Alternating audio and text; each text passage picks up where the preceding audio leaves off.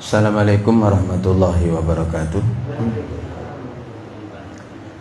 Innal hamdalillah nahmaduhu wa nasta'inuhu wa nastaghfiruhu wa natubu ilaihi wa na'udzu billahi min shururi anfusina wa sayyiati a'malina. May yahdihillahu fala mudilla lahu wa may yudlil fala hadiya lahu. Asyhadu an la ilaha illallah wahdahu la syarika lahu wa asyhadu anna Muhammadan abduhu wa rasuluh. Allahumma shalli wa sallim wa barik ala Muhammad wa ala alihi wa ashabihi wa man ittaba bihudahu ila qiyamah wa ba'du. Qala Allah Ta'ala ya ayyuhalladzina amanu taqullaha haqqa tuqatih wa la tamutunna illa wa antum muslimun. Ma'asyiral muslimin wal muslimat, jamaah salat maghrib yang dirahmati oleh Allah, kembali kita bersyukur pada Allah atas limpahan nikmat dan karunia-Nya. Salawat dan salam semoga selalu terlimpahkan kepada Nabi kita Muhammad sallallahu alaihi wasallam. Melanjutkan terkait tentang masalah pernikahan. Terakhir yang kita bahas itu adalah tentang syarat di dalam pernikahan. Maka kita lanjutkan pembahasan terkait tentang pernikahan itu adalah as-sodaq atau al-mahar, mahar atau mas kawin. Ma'asyiral muslimin rahimakumullah, para ulama sepakat bahwasanya mahar atau mas kawin itu adalah wajib bagi seorang suami untuk memberikan mahar atau mas kawin kepada istrinya. Ini adalah menjadi sebuah kesepakatan dari umat Islam, karena Allah Subhanahu wa taala telah berfirman wa atun nisaa sadaqatihinna nihlah, dan berikanlah wanita-wanita itu adalah apa? Mas kawinnya sebagai pemberian yang penuh dengan ketulusan. Ini adalah sebuah perintah dari Allah Subhanahu wa taala, dan itu disepakati oleh para ulama, hukumnya adalah wajib. Hukumnya adalah wajib. Lalu apa saja yang bisa menjadi sebuah mahar? Yang bisa menjadi sebuah mahar itu adalah setiap harta yang memiliki nilai. Baik itu nilainya kecil ataupun besar, yang penting itu kalau harta dan dia punya nilai, maka boleh menjadi sebuah mahar ataupun mas kawin. Ini adalah secara umum kayak seperti itu. Kenapa? Karena memang Allah Subhanahu wa taala mengungkapkan yang penting itu adalah mahar, apapun. Begitu pula Rasulullah sallallahu alaihi wasallam di dalam sebuah hadis itu beliau memerintahkan ketika ada seorang wanita menawarkan diri kepada Rasulullah, yang memberikan dirinya kepada Rasulullah sallallahu alaihi wasallam, maka ketika itu Rasulullah sallallahu alaihi wasallam kemudian beliau tidak berkenan. Lalu ada seorang sahabat, kalau Anda tidak mau wahai Rasulullah, maka aku mau. Maka ketika itu Rasulullah sallallahu alaihi wasallam, kalau kamu mau menikahinya, kamu punya mahar apa? Kan itu. Wah, saya nggak punya. Maka Rasulullah memerintahkan iltamis walau khataman min hadidi. Carilah mahar walaupun cuma sekedar cincin dari besi. Ini adalah apa? Berarti menunjukkan harta. Yang penting adalah harta yang dia itu adalah punya nilai. Begitu pula boleh menjadi suatu mahar itu adalah sesuatu yang bisa menjadi upah, bisa menjadi upah. Berarti ini terkait hukum ijarah, sesuatu yang bisa disewa, dan yang disewakan itu berarti kan harta, Berarti adalah apa? Dia juga boleh dijadikan sebagai yang namanya mahar. Sesuatu yang yang disewakan ataupun sesuatu yang bisa menjadi upah itu bisa berupa jasa dan juga bisa berupa harta. Jadi mahar itu bisa berupa jasa. Jadi bisa berupa jasa. Apa buktinya? Buktinya itu adalah ketika Nabi Syuaib ingin menikahkan putri, salah satu putri beliau dengan Nabi Musa alaihissalam. Maka apa? Maka yang diinginkan oleh Nabi Syuaib itu adalah supaya Musa itu adalah mengembala kambingnya Nabi Syuaib, yaitu selama 8 tahun. Kalau ditambah 2 tahun jadi 10 tahun, itu terserah kamu wahai Musa. Jadi kayak gitu. Jadi apa? Jadi apa maharnya? maharnya adalah jasa mengembalakan kambing selama 8 tahun. Insya Allah. Itu maharnya Nabi Musa ya kepada putrinya Nabi Shu'aib. Di mana Allah Subhanahu wa taala berfirman ya, yang ada di dalam surat Al-Qasas. A'udzu billahi minasyaitonir rajim. Qala inni uridu an unkihaka ihda ibnatayya hataini ala an ta'jurani samani hijaj. Fa in atmamta 'ashran famin indi. Nabi Shu'aib berkata, sesungguhnya aku ingin menikahkan kamu dengan salah satu dari 2 putriku ini ya, dengan mahar engkau adalah apa? Mengembalakan kambingku selama 8 tahun. Namun jika kamu menggenapkan 10 tahun, maka itu murni darimu wahai Musa. Nah, ini adalah apa? Menunjukkan bahwasanya apa? Jadi Nabi Musa memberikan mahar bukan berupa harta, tapi berupa jasanya beliau mengembalakan kambing selama 8 tahun dan digenapkan oleh Nabi Musa selama 10 tahun. Berarti apa? Jadi sesuatu yang bisa menjadi upah, maka itu adalah boleh ya menjadi mahar, baik dia itu berupa jasa ataupun berupa barang ya. Ma'asyiral muslimin rahimani rahimakumullah. Contoh yang lain ya kayak seperti kisah yang kita kisahkan tadi, bahwasanya seorang laki-laki tadi ketika ingin menikahi seorang wanita yang menawarkan dirinya kepada Rasulullah, dan ternyata dia disuruh mencari yaitu adalah apa? Cincin walaupun cuma sekedar dari besi. Ternyata dia nggak punya. Akhirnya apa? Akhirnya kemudian Rasulullah SAW menikahkan sahabat ini dengan wanita tersebut. Itu adalah apa? Dengan mengatakan faqad ankahtukaha bima ma'aka minal Qur'an. Maka aku nikahkan kamu dengan wanita ini dengan yaitu adalah apa? Hafalanmu ya, hafalan Al-Qur'an. Jadi hafalan Al-Qur'an ya, ini juga bisa menjadi yang namanya mahar, ya, menjadi mas kawin. Ma'asyiral muslimin rahimakumullah, di antara yang bisa menjadi mahar atau mas kawin kalau zaman dulu itu adalah apa? I'taqul amah, memerdekakan budak. Ya, memerdekakan budak. Ya. Ini contohnya siapa? Contohnya adalah istri Rasulullah sendiri, Sofia. Ya, Sofia itu adalah seorang anak tokoh Yahudi. Ya. Yang dia itu adalah tawanan. Ya kan, tawanan yang kemudian oleh Rasulullah Shallallahu Alaihi Wasallam beliau itu adalah apa? Menikahinya, maharnya apa? Maharnya adalah dengan Sofiyah itu dimerdekakan. Ya, jadi kan berarti kan itu sesuatu yang bisa dinilai. Jadi sesuatu yang bisa dinilai bisa menjadi sebuah mahar karena dia akan punya nilai. Memerdekakan budak itu kalau andai kata pakai harta benda atau mata uang ya, kan ada nilainya.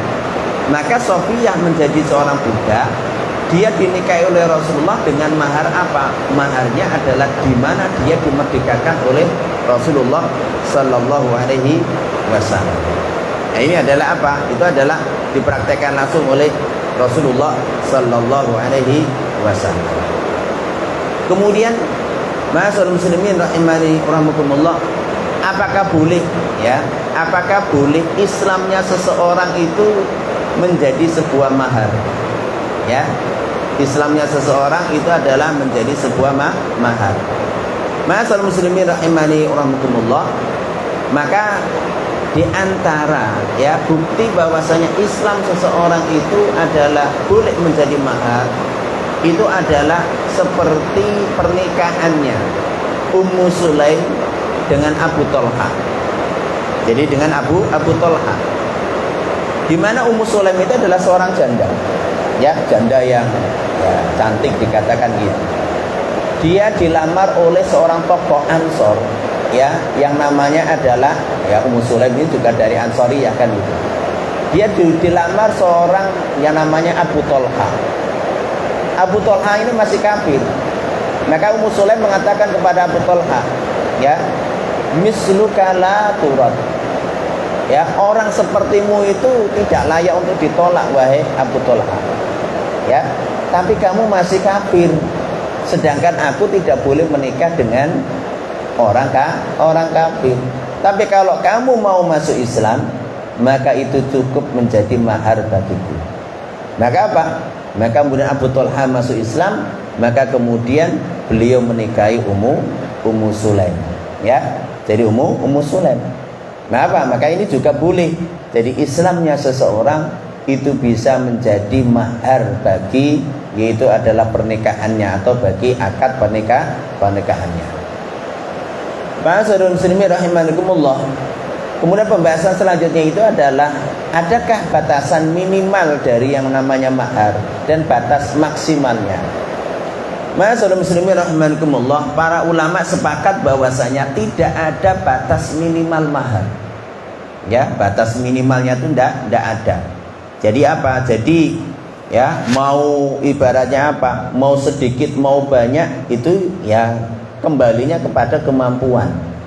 Ya, kembali kepada kemampuan.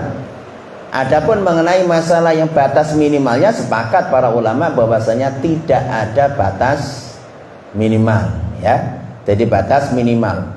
Ya, andai kata semua istri Anda semua ya calon Anda itu kok minta apa mahar itu cuma apa ibaratnya sandal jepit gitu. Ya enggak apa-apa. Tidak apa-apa. Ya, bahkan saya punya ustadz, ya. Jadi punya teman ustadz, ya, beliau sudah meninggal rahimahullah. Apa maharnya? Maharnya itu adalah cuma apa? Sebungkus coklat. Nah, jadi apa? Sebungkus coklat. Ya. Jadi apa? Sudah sah itu. Jadi sudah sah. Ya, jadi apa? Jadi ini adalah apa? Masya Allah, ya. Jadi sederhana banget. Jadi maharnya adalah sebungkus coklat, kan begitu. Nah, jadi apa? Jadi nggak ada batas minimalnya. Jadi nggak ada batas minimalnya. Sebagaimana dalam hadis yang kita sebutkan tadi, bahwasanya Rasulullah SAW ketika ada seorang sahabat yang meminta supaya wanita itu dinikahkan sama beliau, maka Rasulullah mengatakan iltamis, atau dalam satu riwayat fadlub walau khataman min hadidin. Pergi dulu kamu sana cari walaupun cuma sekedar cincin dari besi. Nah, ini adalah apa? Itu adalah yang dikatakan oleh Rasulullah sallallahu alaihi wasallam. Adapun mengenai masalah banyaknya, itu pun juga nggak ada ketentuan. Jadi nggak ada ketentuan. Ya, mau mahal mau murah, ya itu nggak ada ketentuan dalam syariat. Kenapa? Karena Allah Subhanahu wa taala telah berfirman di dalam sebuah ayat Al-Qur'an, wa ataitum ihdahunna qintaran fala ta'khudhu minhu syai'a. Dan kalian sudah memberikan kepada istri kalian, salah satu dari mereka yaitu istri-istri kalian, qintaran, mahar harta yang sangat banyak. Qintar itu ungkapan dari harta yang sangat banyak. Fala ta'khudhu minhu syai'a, maka jangan kamu mengambil mahar tersebut sedikit pun. Maksudnya apa? Mengambil tanpa keridhaan dari istri. Tapi kalau istri meridhokan, merelakan, ya, maka itu nggak ada masalah. Ini adalah apa? Ya, mentang-mentang itu dari dia kemudian diambil alih lagi gitu, tak boleh. Ya, harus benar-benar adalah itu hak miliknya istri. Kalau sudah jadi hak miliknya istri, ya harus ada keridhaan dari istri. Nah, ini adalah. Namun yang perlu diketahui, Islam itu ya melarang para wanita itu untuk memahalkan maharnya. Ya. Jadi memahalkan mahar. Kenapa memahalkan mahar itu adalah apa? Dilarang dalam Islam. Karena apa? Karena nanti kalau mahar wanita itu terlalu mahal, maka ini akan menyebabkan banyak para bujang itu tidak menikah-nikah. Ya kan itu. Kenapa? Orang sanggup, ya.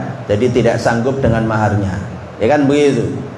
Sehingga kalau dia tidak sanggup, maka apa? Padahal dia mungkin sudah ingin menikah karena maharnya rata-rata mahal, maka ini akan menimbulkan yang namanya penyakit psikologi, tertekan itu kan, stres. Yang akhirnya kemudian apa? Akan menyebabkan mereka itu melampiaskan nafsunya dengan cara yang tidak halal. Ya, siapa? Berdampak buruk. Ya, jadi berdampak buruk. Maka apa? maka ini tidak diperbolehkan oleh Islam. Sehingga Rasulullah Shallallahu Alaihi Wasallam beliau memotivasi di dalam sebuah hadis yang khairus sadaqi aisaruh, ya. Jadi apa? Sebaik-baik mahar itu adalah yang paling ringan. Ya, jadi yang paling ringan itu adalah yang paling baik.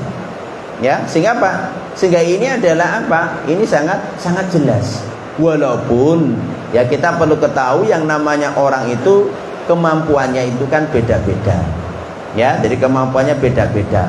Kalau andai kata seorang wanita itu nuntut mahar yang agak mahal, tapi suaminya memang sanggup, ya tidak apa-apa. Itu haknya dia. Ya, itu haknya dia. Tapi kalau dia tetap walaupun suaminya berkecukupan, calon suaminya berkecukupan, tapi dia minta mahar yang mungkin sedang ataupun bahkan mungkin murah, maka itu adalah juga tidak mengapa. Kenapa? Karena memang Rasulullah Shallallahu Alaihi Wasallam melarang untuk apa? Membuat istilahnya ketentuan mahar itu adalah mahal, ya. Namun dia menyuruh kita untuk supaya apa? Supaya namanya mahar itu yang apa? Yang sedang ataupun yang murah. Kenapa? Karena itu akan membawa keberkahan kepada wanita tersebut. Walaupun itu semuanya dikembalikan kepada yang namanya kemampuan dari yang namanya pihak suami. Ya, kenapa? Karena Islam itu tidak menginginkan orientasi pernikahan itu orientasi yang namanya harta benda atau materi. Ya, kenapa? Karena ya perlu diketahui Islam itu ingin membangun bahwasanya hubungan rumah tangga itu dibangun berlandaskan ketakwaan. Karena materi itu kan nggak langgeng, tapi ketakwaan itulah yang akan membuat hubungan rumah tangga itu akan langgeng. Ya, jadi kayak seperti itu. Sehingga yang diinginkan adalah seperti itu. Mau mahal silakan, tapi tetap suami harus sanggup dan dilandasi ketakwaan kepada Allah Subhanahu wa taala. Ma'asyiral muslimin rahimakumullah. Kemudian perlu diketahui mahar itu adalah haknya wanita, bukan haknya wali. Jadi menentukan. Jadi mahar itu hanya wanita. Jadi kalau itu sudah ibaratnya dinikahkan, ada maharnya, maka mahar itu hak miliknya wanita. Jadi hak miliknya wanita. Kenapa? Karena Allah Subhanahu wa taala telah berfirman di dalam surat An-Nisa sebagaimana kita sebutkan tadi, wa atun nisaa saduqatihinna nihlah, dan berikanlah istri-istri kalian itu adalah maharnya nihlatan sebagai pemberian yang penuh dengan ketulusan. Ya, jadi apa? Jadi itu adalah menjadi haknya wanita tersebut, bukan haknya wali. Ya, jadi bukan menjadi haknya wali. Sehingga oleh karena itu ya kita harus memahami akan hal itu. Maka oleh karena itu ketika yang namanya itu haknya istri, seorang suami kok mau memberikan mahar yang mungkin agak bernilai, yaitu haknya istri, dan suami mungkin karena saking cintanya ya diberikan suatu mahar yang sangat bernilai, maka itu sah-sah saja. Ya. Kenapa? Karena memang itu adalah haknya dari yang namanya dari istri. Kemudian apakah mahar itu boleh? Ya, boleh kontan dan boleh dihutang. Kan gitu ya. Tentu yang ideal yang baik adalah mahar itu ya dibayar cash. Ya. Masa nikah aja ya maharnya ngutang kan gitu ya. Sudah murah ngutang maning kan gitu ya. Ini modalnya serba modal dengkul beneran gitu kan gitu ya. Nah, jadi apa? Jadi ya ya lebih baik ya tetap adalah cash ataupun kontan kan begitu. Andai kata tidak, maka maka boleh. Andai kata dihutang itu boleh. Ya, berarti ya disebutkan nanti ya, aku nikahkan Anda ya dengan putri saya ya, yang namanya ini dengan mas kawin emas 10 gram terhutang, kan gitu kan nih. Terhutangnya harus yang kenceng itu biar orang lain tahu kan gitu. Itu kan maharnya terhutang kan gitu ya. Nah, maharnya banyak tapi utang kan repot gitu ya. Nah, jadi ya daripada banyak terhutang itu yang mending adalah sedikit tapi cash kan gitu. Walaupun itu adalah boleh. Jadi adalah boleh. Ya kenapa? Karena ya memang ini adalah murni keridhaan dari sang istri. Ya, kalau dia ridho di hutang, ya nggak ada masalah, ya kan itu, tidak ada masalah. Wong itu kan hak milik. Namanya hak milik, ketika dia sudah ridho, maka apa? Maka itu adalah tidak ada masalah. Hal ini sebagai firman Allah Subhanahu wa taala, "Wala junaha 'alaikum an tankihuhunna idza ataitumuhunna ujurahun."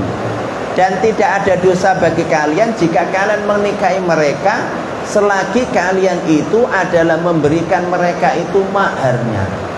Ya. Konteks dari ayat ini dikatakan dinikahi dulu baru maharnya nanti. Ya kan itu. Berarti apa? Maka dihutang. Ya. Maka apa? Maka itu adalah diperbolehkan. Ya, jadi diperbolehkan. Ya sampai kapan? Ya sampai suaminya sanggup. Ya, sampai suaminya sanggup. Lah kalau nggak sanggup gitu ya andai kata kemudian istrinya mengikhlaskan, wis Pak ora sanggup bisa ikhlasno gitu ya alhamdulillah, kan begitu ya, ini berarti berkahnya kan gitu ya. Nah jadi apa? Jadi itu adalah diperbolehkan. Ma'asyiral muslimin rahimani rahimakumullah. Kemudian pembahasan yang selanjutnya itu adalah terkait tentang yang namanya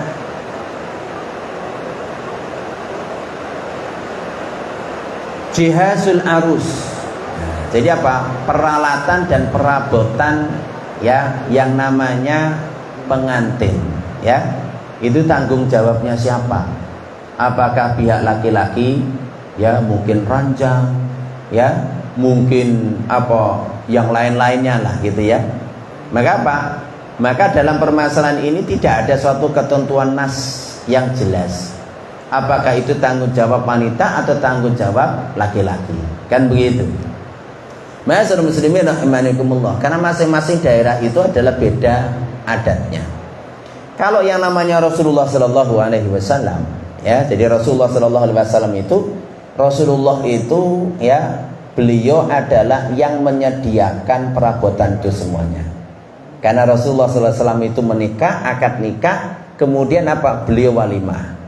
Ya, jadi apa itu yang dilakukan oleh Rasulullah Sallallahu Alaihi Wasallam. Tapi di masyarakat kita ini kan kebanyakan pernikahan itu di pihak perempuan, ya kan begitu. Sehingga apa? Di situ ya, kalau bisa jadi dia nggak punya rumah, ya mungkin ngontrak rumah, itu kan. Ya, malam pengantinnya ya mungkin ngontrak rumah atau mungkin di hotel gitu ya. Yaitu tanggung jawabnya siapa?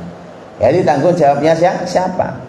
Maka apa? Maka secara umum karena itu sudah menjadi bagian dari nafkah, maka apa? Maka itu menjadi tanggung jawab laki-laki. Ya, tanggung jawab laki-laki. Kalau dalam masyarakatnya Rasulullah SAW itu, kalau orang wanita itu sudah dinikahi, maka dia diboyong, ya kan? Diboyong ke keluarga laki-laki. Ya kan, dibayar keluarga laki-laki. Sehingga apa? Ya sehingga perabotan yang ada dari mulai ranjang, kasur dan macam-macamnya ya tanggung jawab siapa? Tanggung jawab suami. Karena apa? Karena itu adalah masuk bagian dari nafkah. Di mana Allah Subhanahu wa taala berfirman, askinuhunna min haitsu sakantum min wujdikum. Jadi apa?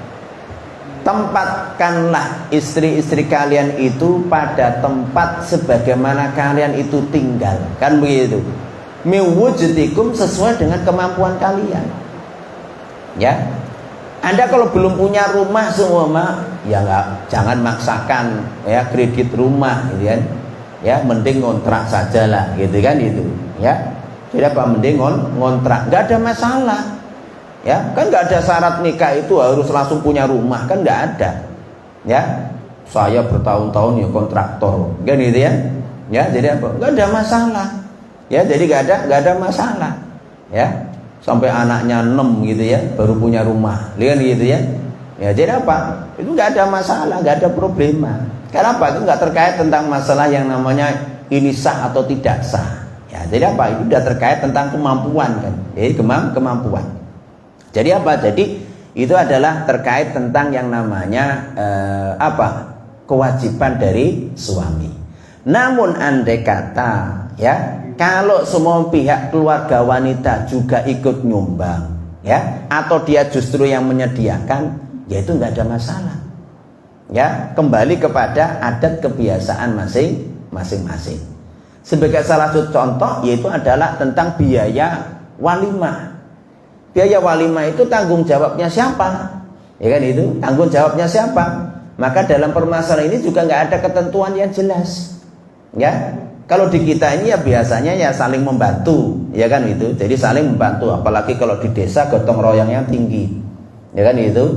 Ya, kalau saya masih ingat, saya dulu modal nikah itu saya cuma punya ya duit 3 juta.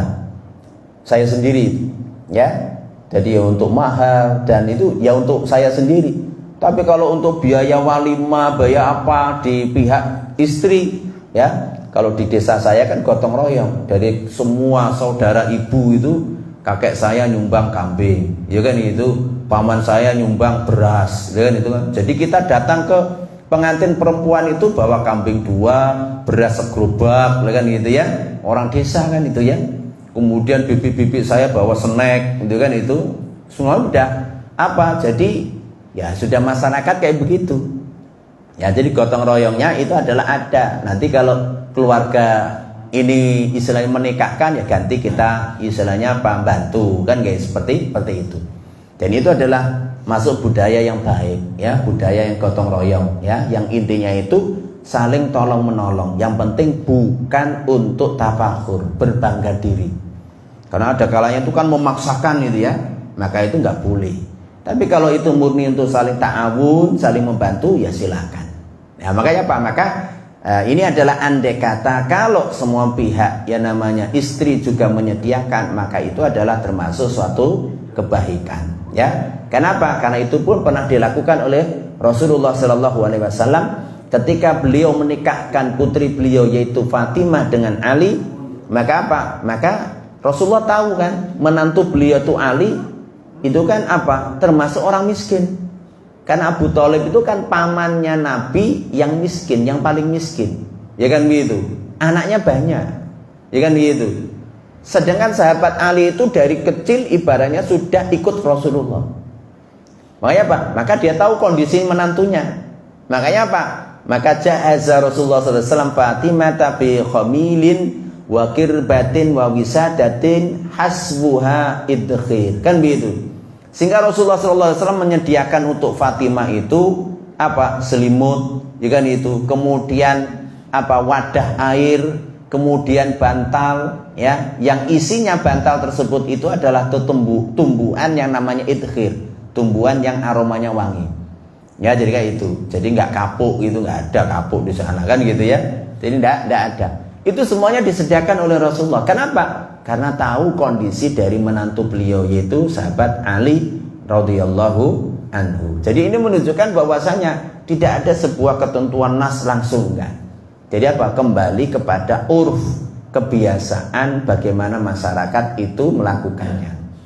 Karena ini sudah kategorinya adalah, walaupun kalau secara umum ya itu kalau menyangkut tentang yang namanya nafkah, yaitu tanggung jawab dari suami. Tapi kalau andai kata dengan keridhaan dan sukarela pihak wanita itu ikut menyediakan, maka itu adalah tidak mengapa.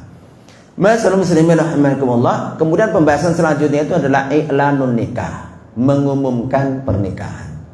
Kenapa sih pernikahan itu perlu diumumkan? Kalau zaman dulu kan nggak pakai undangan, ya sekarang ini sebelum nikah sudah nyebar undangan kan gitu, enggak. Jadi mereka mengadakan pernikahan, kemudian mereka mengumumkan pernikahan tersebut. Karena zaman dulu itu kan nggak seperti zaman kita sekarang. Membutuhkan yaitu adalah apa? Membutuhkan yang namanya pengumuman, diumumkan. Karena apa? Karena supaya tidak ada fitnah. Supaya tetangga sekitar itu tahu bahwasanya putrinya bapak ini sudah menikah, suaminya itu juga orangnya jelas. Ya kan itu. Dari mana, keturunan siapa, dia tahu. Sehingga apa?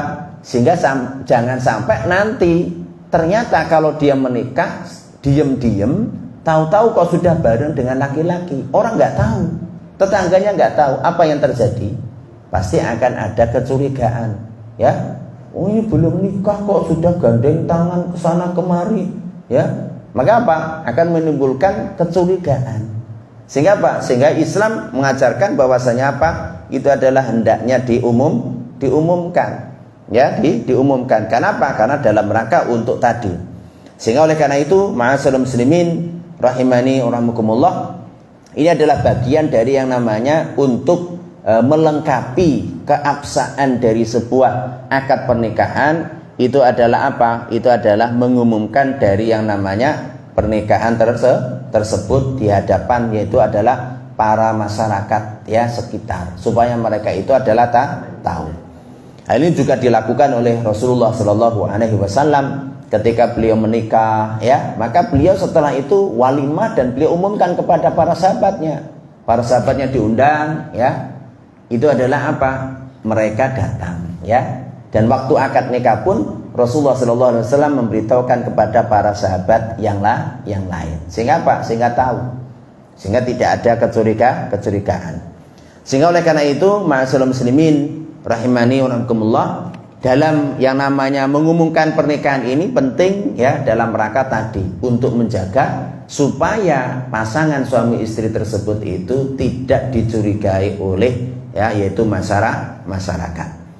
Ma'asyiral muslimin rahimani wa rahimakumullah. Kemudian terkait itu adalah apa? Walimah. Ya, jadi terkait itu adalah walimah. Namun yang perlu diketahui ketika kita mengadakan suatu walimah, sebelum kita bahas secara detail, maka perlu kita jauhi hal-hal yang dilarang di dalam mengadakan suatu walimah. Ya, jadi kayak seperti itu. Contohnya apa? Ya contohnya apa? Walimah itu bercampur baur laki-laki dan perempuan. Seyogyanya kita sebagai seorang muslim, ya tamu laki-laki ya khusus laki-laki, tamu perempuan ya khusus perempuan, ya diusahakan semaksimal mungkin. Ya, ini bukan masalah apa-apa. Ini memang Islam itu mengajarkan yang demikian itu. Supaya apa? Supaya tamu wanita ya kumpul dengan wanita, tamu laki-laki ya kumpul laki-laki. Jadi jangan campur baur. Dan zaman kita sekarang ini sudah banyak yang mempraktekkan. Jadi tidak perlu yang namanya kita khawatir dan takut kan gitu. Jadi apa? Jadi kita pisah, nggak ada masalah. Khusus laki-laki ya, ibaratnya sini perempuan sebelah sana. Jadi diusahakan itu adalah apa? Jangan sampai ya yang namanya campur baur laki-laki dan perempuan. Kemudian juga jangan sampai menampakkan aurat. Ya, jadi menampakkan aurat pengantin, ya, atau mungkin dipajang, ya, sengaja dipajang, ya, dari apa pagi sampai sore dipajang, gitu ya. Maka apa? Ya dijauhilah. Kalau andai kata sekiranya memang butuh yang, ya namanya kita juga butuh seremonial itu, ya secukupnya. Jangan kemudian dipajang terus, ya, jadi pajang terus kayak pajangan saja, ya kan gitu ya. Ya, jadi apa? Jadi ya secukupnya, andai kata mungkin buat kenang-kenangan ya dengan keluarga bahwa ini adalah sudah menikah, maka ya silakan. Ya, jadi ya silakan, tapi tetap jangan dicampur baur, kemudian apa? Jangan dipajang. Itu diusahakan. Kemudian dijauhi pula jangan sampai di situ ada hal-hal yang melanggar syariat. Seperti mungkin adalah apa? Musik-musikan, ya. Kemudian apa yang namanya itu apa? Menari, ya kan itu kan. Kalau sebagian daerah kan ada tari bugil gitu ya. Maka itu udah jangan sampai. Ya, jadi jangan sampai. Kemudian dalam walimah itu juga dihindari jangan sampai berlebih-lebihan. Ya. Jadi walimah sendiri juga tidak boleh berlebih-lebihan. Karena apa? Karena Allah Subhanahu wa taala itu adalah apa? Melarang kita, ya. Jadi apa? Kulu wasrabu wala tusrifu. Makan dan minumlah, jangan kamu melampaui batas. Kenapa? Innahu la yuhibbul musrifin. Karena sesungguhnya Allah itu tidak mencintai orang-orang yang namanya berlebih-lebihan. Kemudian, ma'asyiral muslimin rahimakumullah, terkait tentang yang namanya walimah ini, ketika kita mengundang orang untuk datang walimah, jangan dibedakan kaya dan miskin. Ya. Jadi apa? Orang kaya teman-teman kita undang, tetangga kita yang nggak punya pun harus diundang. Ya, karena perlu diingat, mengadakan walimah itu bukan mencari materi. Karena dalam Islam itu kita mengadakan walimah itu sebagai syukur. Ya. Kalau di kita ini kan ada adat memberi sesuatu, nggak ada masalah memberi sesuatu, ya. Tapi jangan itu menjadi tujuan, ya. Jangan kita menjadi tujuan. Tujuan kita ini apa? Kita ini bersyukur, mungkin sudah menikahkan putra putri kita, ya. Kemudian apa? Kita mengundang orang itu di situ datang untuk apa sih? Suruh makan, ibaratnya kan. Suruh ikut menyaksikan kegembiraan kita, kan begitu. Ya, cuma di situ aja. Jadi bukan mencari keuntungan. Ya, jangan dirubah itu menjadi sebuah bisnis gitu loh. Ya, sehingga apa? Yang diundang orang kaya-kaya supaya amplopnya tebel-tebel gitu. Biasanya orang kaya-kaya malah amplopnya tipis-tipis gitu. Ya, jadi kayak gitu ya, banyak kertasnya. Ya, jadi kayak seperti itu. Ya, kenapa? Karena kebanyakan diundang sih dia kayak itu kan. Tekor nanti saya kan gitu ya. Ya, jadi apa? Kalau orang miskin malah malu kalau nggak ngasih gitu ya. Kenapa? Ya dia diundang di situ makannya enak gitu kan. Ya paling tidak itu kan harus diimbangkan. Aku makan opo negane berapa kan gitu ya. Ya dikembalikan kayak seperti itu. Ya jadi apa? Jadi jangan sampai itu menjadi sebuah istilahnya kebiasaan yang menjadi itu bisnis. Ya, sehingga apa? Nanti nggak apa-apa lah kita walimahnya agak ibaratnya yang mewah dikit, karena nanti kan bisa balik modal. Jangan sampai. Jadi apa? Jadi kita niatkan namanya walimah itu bagian dari yang namanya adalah untuk mensyukuri nikmat di mana kita bisa ibaratnya menikahkan putra putri kita. Sehingga Rasulullah SAW itu memerintahkan aulim walau bisa. Jadi apa? Adakanlah walimah walaupun cuma menyembelih 1 ekor kambing. Kalau orang Arab 1 ekor kambing itu ya kayak kita nyembelih 1 ayam gitu. Ya. Jadi kenapa? Bahwa masyarakat kebiasaan mereka itu kan 1 kambing kan bisa dihadapi cuma 5 orang. Ya, dan jenengan 1 kambing dihadapi 5 orang ya pulang-pulang ya stroke. Gitu kan gitu ya. Jadi kayak itu. Mereka biasa ya seperti itu. 1 kambing hadapi 5 orang. Ya, jadi apa? Kambing guling utuh tinggal ngirisi. Ya, jadi kayak seperti itu. Ya, jadi apa? Maka ya Rasulullah mengatakan walimahlah walaupun kamu ya cuma menyembelih 1 ekor kambing. Kira kok kita ini walimahlah walaupun kamu cuma sekedar menyediakan dages karo mentuan. Dengan gitu ya. Seperti kan walimah. Ya, walimah. Ya, sediakan pecel gitu ya, udah seneng kan gitu ya. Oh namanya walimah ya. Jadi kayak situ kita tidak ada niat untuk berbisnis dengan walimah. Nah, itu dalam prinsip Islam tuh kayak seperti itu. Sehingga jangan sampai itu menjadi sebuah ladang bisnis. Lalu bagaimana permasalahan orang itu kalau walimah itu kan selalu yang namanya memberikan amplop gitu ya. Ya, memberikan amplop, bahkan di suatu daerah tuh ekstrim sampai di absen tuh. Ada juru sekretarisnya itu siapa yang datang. Lihat gitu kan. Ya, jadi kayak situ masukin amplop enggak dia, lihat gitu kan, tandai kan itu. Wah, itu ekstrim banget itu. Ya. Jadi apa? Itu dirubah, ya. Jadi jangan sampai gitu. Jadi kita walimah murni ya bersyukur kepada Allah Subhanahu wa taala. Ya. Andai kata kita pun diundang suatu saat, kita ngasih ya itu murni Anda ikhlas beramal saja, sedekah. Ya, jadi kayak begitu. Sehingga Anda enggak usah mikir balik. Ya. Nanti kalau Anda mikir balik itu namanya masuk kategori dalam fikih Islam hibah biniyatir rujuk. Memberi dengan niat pengen balik. Lihat gitu kan? Jadi kayak seperti itu. Ya, sehingga apa? Sehingga nanti kalau Anda ngundang dia nggak datang dan nggak memberi, mesti dicela, ya kan gitu. Oh, dulu waktu dia walimah putrinya ini aku datangi, ya, masa dia nggak ini? Akhirnya apa? Akhirnya jadi budaya kalau tidak datang itu dicela, ya kan gitu. Kenapa? Karena udah saling bantu. Tapi kalau kita murni, di mana kita walimah itu murni ya sebagai syukur karena kita mengadakan yang namanya pernikahan putra putri kita, maka kita mengundang orang di situ untuk senang, untuk makan.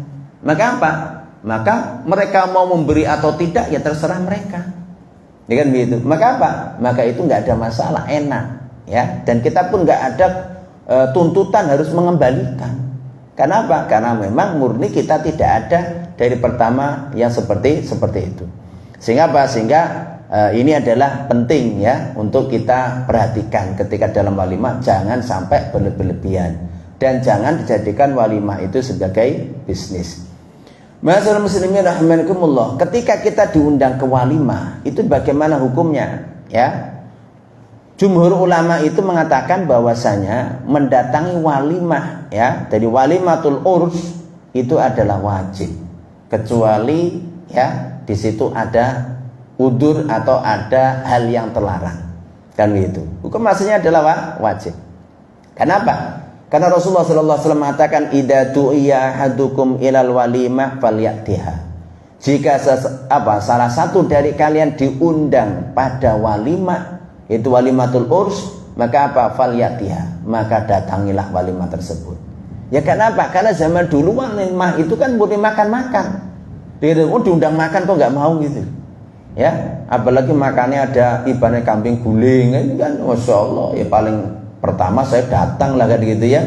Oh, diundang walimah tinggal makan kok nggak mau kan gitu ya. Ya jadi apa itu? Yang jadi permasalahan di masyarakat kita kan walimah itu datang kan harus bawa amplop, itu jadi masalah. Cuma bawa amplop saja tanpa ada isinya ya nggak enak, kan gitu. Itu yang menjadikan masalah itu. Sehingga apa? Sehingga walimah itu datang nggak datang akhirnya hukumnya itu diabaikan. Ya, jadi apa? Maka di sini letaknya. Jadi kalau dalam prinsip Islam, karena memang walimah itu aslinya bukan ajang untuk bisnis, sehingga apa? Sehingga itu adalah mendatanginya, jumhur ulama berpendapat itu adalah apa? Wajib. Ya, kenapa? Ya diundang makan. Rasulullah SAW habis nikah, malamnya sudah malam pengantin, besok paginya beliau mengundang sahabat, mereka diajak untuk makan. Ya semuanya datang. Ya semuanya datang. Kenapa? Karena mereka adalah diundang hanya sekedar untuk makan ya. Ma'asyiral muslimin rahimani wa rahimakumullah. Namun boleh enggak kalau kita ini memberikan hadiah kepada pengantin ya, maka itu adalah diperbolehkan ya, jadi diperbolehkan. Sebagaimana lamma tazawwaja Nabi sallallahu alaihi wasallam Zainab ya, ahdat lahu Ummu Sulaim ya, itu adalah apa? Haisan min nurin ya, min taurin min hijaratin. Jadi ketika Rasulullah SAW itu menikahi Zainab, maka Ummu Sulaim itu memberikan sebuah hadiah ya. Jadi apa? Hadiah sebuah permata yang sangat bernilai. Ya, jadi apa? Boleh enggak? Ya kalau memberi hadiah itu ya boleh-boleh saja. Ya, jadi boleh-boleh saja, enggak ada masalah. Tapi itu bukan menjadi sebuah keharusan, ya. Tapi yang penting adalah ketika kita diundang ya kita datangi ya. Kemudian apa? Faedah yang lain itu adalah ketika kita mendatangi itu adalah dalam rangka untuk mendoakan si istilah pengantin tersebut.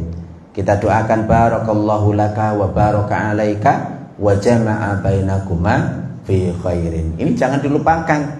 Jadi itu bukan hanya sekedar istilahnya adalah sekedar walimah, enggak, tapi bagaimana itu adalah benar-benar itu membawa keberkahan sehingga kita ini adalah mendoakan dia. Barakallahu laka, semoga Allah memberkahi kamu dalam hal-hal yang baik.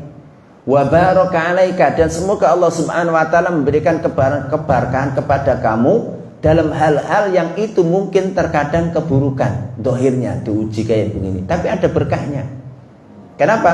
Kan kita perlu ketahui bahwasanya ada kalanya sesuatu menimpa kita, dohirnya buruk, tapi endingnya, akhirnya itu adalah keberkahan dan kebaikan.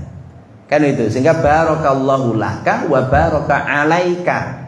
Jadi kalau andai kata ada hal-hal yang dohirnya menimpa kamu itu suatu keburukan, tapi semoga itu ada keberkahannya.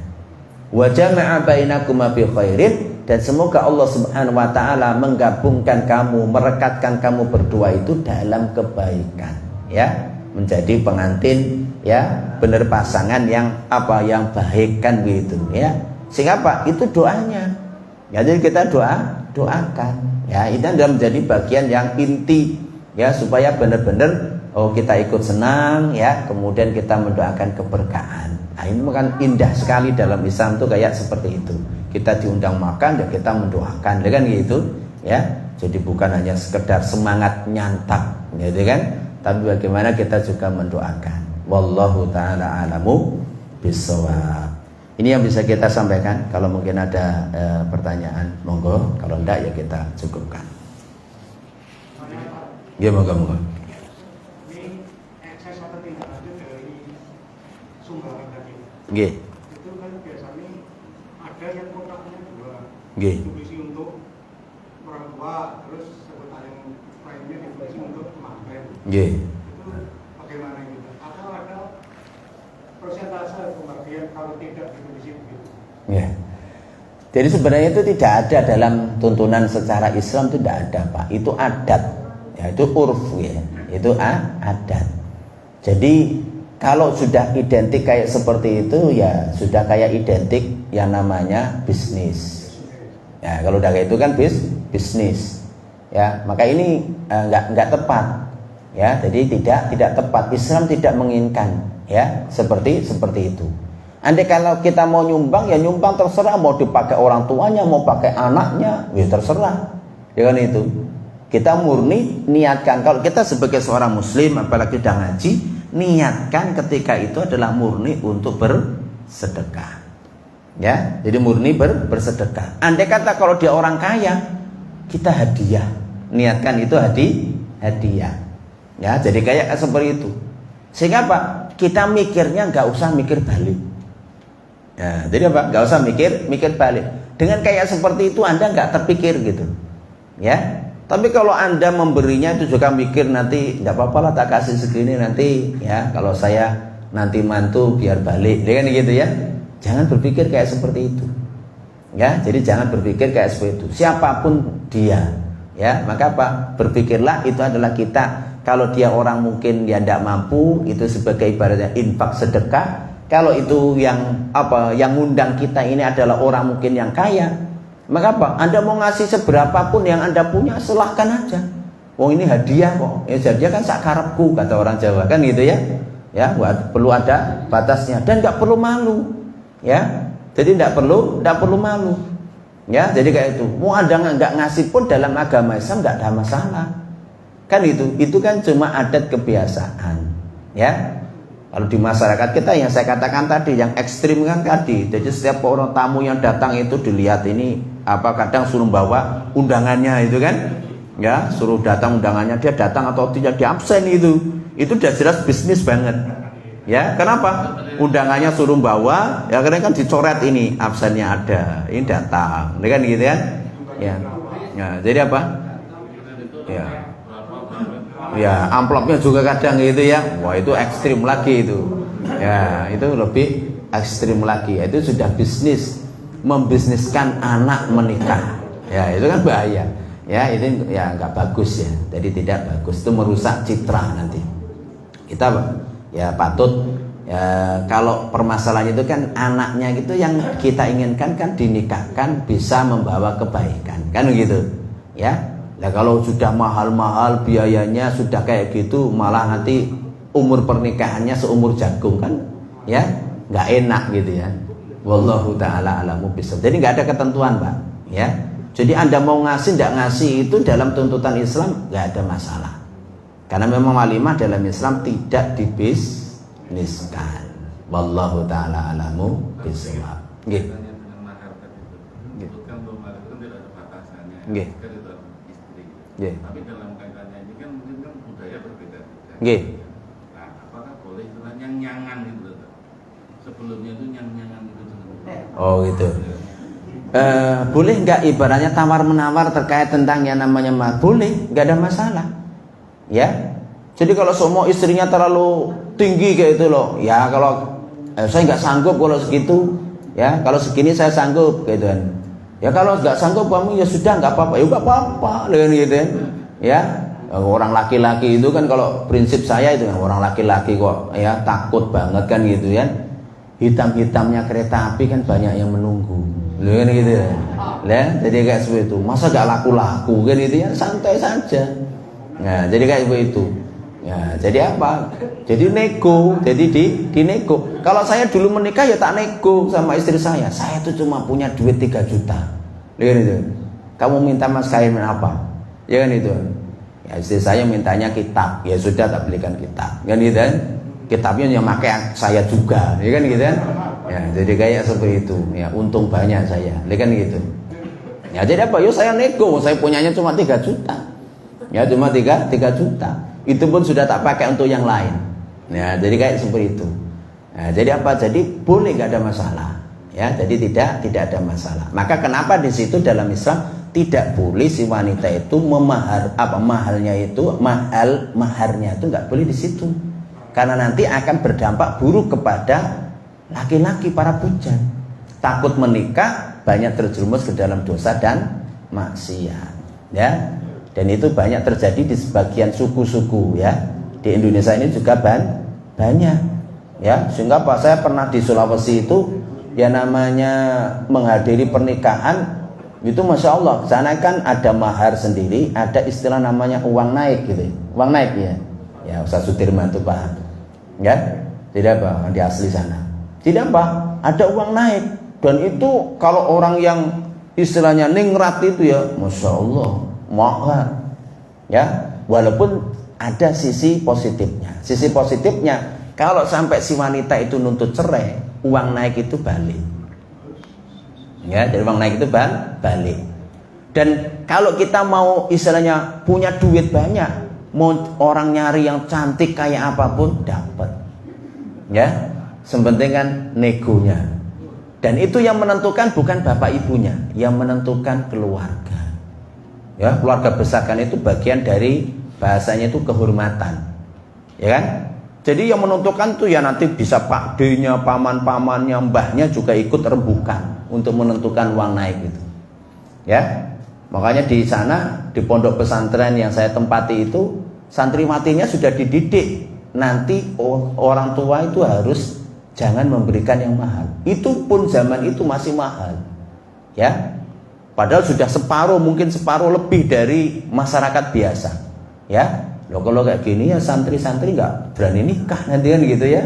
Ya, karena rata-rata santri itu baru lulus ya minal fuqara wal masakin, kan gitu ya. Jadi kayak gitu. Saya dulu mau nikah itu sama bapak saya itu, ya, kamu sudah punya apa kok mau nikah? Kayak gitu. Nah, ya bapak kan tahu saya baru lulus dari pondok, kan gitu ya. Saya nggak punya apa-apa, kan gitu ya. Tapi saya punya semangat untuk memberi nafkah, kan begitu. Dulu bapak nikah punya modal apa? Ya nggak punya, ya sama Pak.